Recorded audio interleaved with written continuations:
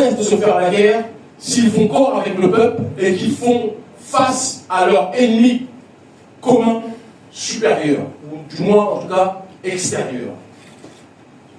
Et je pense que nous sommes à l'aube de quelque chose qui peut ressembler à une révolution que certains qualifieraient de nihiliste, de chaotique total, mais que nous considérons comme un nihilisme constructif.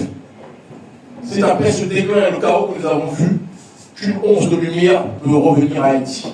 Et je suis convaincu que tout comme des milliers d'années auparavant, des siècles auparavant, des tribus se faisaient la guerre armées, les gangs qui se font la guerre pour finir par comprendre que s'ils font corps avec le peuple contre l'ennemi extérieur, Haïti peut redevenir autre chose.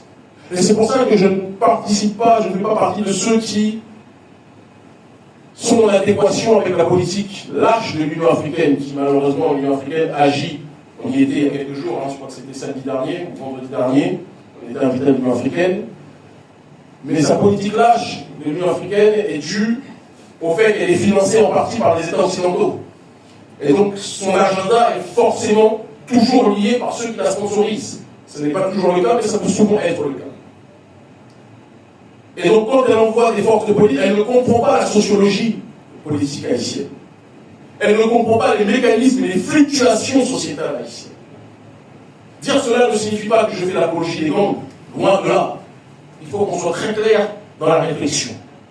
Mais je dis que là où certains essayent de cracher dans le puits, nous devons essayer d'y chercher, de trouver de l'eau, comme le dit le proverbe en fond. Et donc, recoller les morceaux, c'est parler à chacun en lui rappelant son rôle.